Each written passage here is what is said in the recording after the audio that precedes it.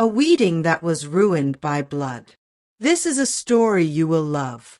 Welcome to African Tales by Helen Gold, where African stories live, breathe, and teach. Don't forget to like, share, and subscribe for more inspiring stories. From the time she was a little girl, Monica Simmons had always dreamed of her wedding day. She would sit in the back pew of Antioch Baptist Church in Atlanta, watching brides glide down the aisle, her eyes wide with wonder. The satin gowns, the choirs lifting their voices, the smell of roses filling the sanctuary. She soaked it all in like holy water. "One day, that'll be me," she whispered after each ceremony, clutching her small Bible to her chest. By 2025, Monica was 29, and her dream was becoming reality. David Carter wasn't just the man she loved. He was the man who restored her faith in love itself. He proposed one chilly December evening on a rooftop in Midtown Atlanta. With trembling hands, David slipped the diamond ring on her finger and whispered, "Monica, I want to spend the rest of my life making you smile." She cried so hard that strangers clapped from nearby tables. But her joy was overshadowed by the shadow of her mother, Evelyn. Evelyn was strong-willed, sharp-tongued, and controlling. She believed nothing could be done right unless she had her hand in it. "Your wedding must be a statement," Evelyn told Monica one evening. Invitations spread across the table. "A Simmons wedding is not for small crowds. I want people to talk about it for years." Monica exhaled slowly, her patience thinning. "Mom, it's not about the crowd. It's about me and David. I just want something simple and beautiful." "Simple is for poor people," Evelyn smirked. "You're my daughter, and your wedding must outshine them all." Monica's heart sank. She feared her mother's grip would crush her dream. Wedding planning was supposed to be joyous, but for Monica, it felt like a battleground. Evelyn dismissed nearly every decision. When Monica chose a sleek mermaid gown with lace sleeves, Evelyn wrinkled her nose. "That looks like something a bridesmaid would wear. You need volume. Presence. People should gasp when you walk in." Monica touched the fabric, her heart set. "Mom, this makes me feel like myself." "What matters," Evelyn snapped, "is what people will say. They'll whisper I let you look ordinary. I will not have my name dragged through the mud." The guest list caused another war. Monica and David agreed on 120 guests. But 2 weeks later, Evelyn mailed out 150 more invitations. "You think I'm leaving out the Johnsons, the Harrisons, or Reverend Jones?" Evelyn scoffed. "The Simmons name commands respect." Late at night, David rubbed Monica's back as she cried on the couch. "Baby, if this is too much, we can run away. Vegas, Jamaica. I'd marry you anywhere." Monica smiled weakly. "No. I've waited my whole life. I just pray she doesn't ruin it." June 14th, 2025. Sunlight spilled into Monica's bridal suite at the Peachtree Grand Hotel. Her bridesmaids, Tasha, Danielle, and Brianna, buzzed with laughter and champagne as gospel music played. Then Evelyn stormed in. Her heels clicked against the marble as she spotted Monica's gown. "Absolutely not," she declared. The room froze. "Mom," Monica's voice wavered as Tasha applied lipstick. "You are not wearing that," Evelyn said. "Change into the ball gown I picked. That rag makes you look like a maid of honor, not the bride." "Mom, please, not today," Monica whispered. "This is my dress. I love it." Evelyn's eyes narrowed. "I warned you. If you walk down that aisle in this, you'll regret it." The words cut deep. Monica clenched her jaw. For once, she would not bend. The church was packed with family, friends, and the extra guests Evelyn had invited.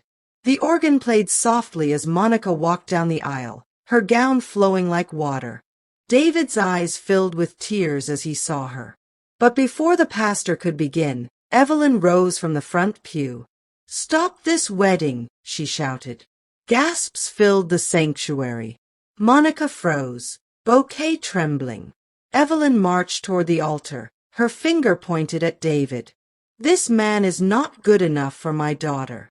I cannot give my blessing. The guests whispered in shock. David clenched his jaw, his fists tightening at his sides. David's mother, Patricia, stood up. Evelyn, this is disrespectful. Your daughter loves my son. Love doesn't feed a family, Evelyn shot back. He doesn't earn enough for her. Guests murmured louder. Monica whispered, Mom, please stop.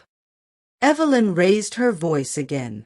If you marry him today, don't ever call me your mother again. The church was chaos, gasps, whispers, phones recording. Monica's humiliation burned her cheeks like fire. Tears streaked Monica's face. She dropped her bouquet, her voice rising. Enough, she cried, her words echoing in the church. The crowd fell silent.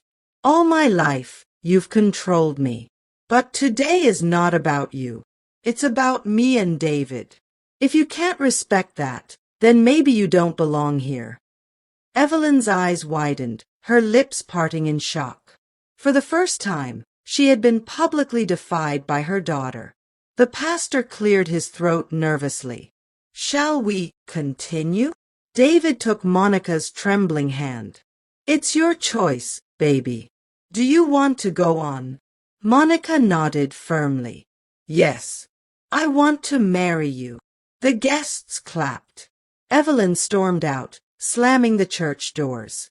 The vows continued, but Monica's heart ached. She had chosen love, but at the cost of her mother. At the reception, jazz music played and laughter filled the room. Monica sat beside David, holding his hand, but her eyes kept drifting to the empty chair reserved for her mother. I can't believe she walked out, she whispered. David kissed her forehead. You did the right thing. You chose us. But the emptiness lingered. Days later, Evelyn called. I hope you're happy, she said coldly. You chose him over family. Don't expect me to support you when things get tough. When Monica tried to speak, Evelyn hung up. Weeks passed, and Evelyn spread rumors. She told neighbors David was broke, that Monica had disrespected her. The community buzzed with gossip. One night, Monica collapsed in David's arms, sobbing. I love you, but I miss my mom. I never thought she'd go this far. David stroked her back. Sometimes family doesn't always mean love. Sometimes you have to build your own family, with people who truly care. His words comforted her, but the ache remained. On their first anniversary, David took Monica to dinner overlooking the Atlanta skyline. I wish my mom was here, she whispered. Maybe in time she'll see we're happy, David replied. Just then, Evelyn appeared, uninvited. She walked up to their table. So, she said coldly, still together? Or has he already failed you? Monica rose from her chair, voice firm. Mom, enough. I love you, but I won't let you ruin my marriage. David is a good man. If you can't accept that, then I'll move on without you. Evelyn's lips trembled. For once, she had no words. She turned and walked away, her shoulders heavy with defeat. Monica sat back down, tears falling, but this time they were tears of freedom. Years passed. David's career soared, proving Evelyn wrong. Monica opened a community center for young women, teaching confidence and independence. Though Evelyn remained distant, Monica forgave her in her heart. She realized healing didn't always come from others. It came from within. 5 years later, Monica gave birth to a baby girl. Holding her child, she whispered, I'll never control you the way my mother controlled me. I'll love you freely. David smiled. In that moment, Monica knew, though her mother had ruined her wedding day, she hadn't ruined her future. Looking back, Monica realized her wedding day wasn't the end of her story, it was the beginning. Evelyn's actions had almost destroyed her joy, but they had forced her to stand tall. She learned that sometimes family wounds you, but the right love heals. And so, Monica lived her truth, never forgetting. Her wedding was ruined, but her marriage was not. Turn on your notification bell for more interesting stories. 3 years after their daughter, Amara, was born, Monica found herself reflecting often on the circle of life. Amara was lively, curious, and bold, qualities Monica admired but also feared. One Sunday afternoon, Amara toddled over to her grandmother Evelyn at a family gathering. Evelyn had come quietly, standing at the back of the church for Amara's baby dedication, but had not spoken a word to Monica since the confrontation years earlier. "Grandma, play with me," Amara said innocently, tugging Evelyn's hand. Evelyn froze, her stern mask breaking for a brief second. She knelt, picking the child up awkwardly. Monica watched from across the room, her heart pounding. She felt anger, sadness, and longing all at once. Later that evening, David whispered, "You saw how she held Amara, right? That wall she built is cracking." Monica nodded slowly. "Maybe. But I don't know if I'm ready to let her back in." Despite her silence toward Monica, Evelyn continued to live loudly in the community. People often approached Monica at the grocery store or at church with whispers. "I saw your mama last week, still talking about how she wanted better for you. She said David's success is all because of her prayers." Monica smiled politely, but inside she boiled. One afternoon, she confronted Evelyn directly at her home. "Mom, you can't keep telling stories about us like we're your project. You've hurt me enough." Evelyn folded her arms. "I only speak the truth. You wouldn't have what you have without me raising you right." "Raising me right doesn't mean controlling my life forever," Monica shot back. "One day you'll realize you lost more than you gained by clinging to pride." For a moment, Evelyn's eyes softened, but she said nothing. At her community center, Monica often told young women about her journey. "My mother almost ruined my wedding because she believed her way was the only way.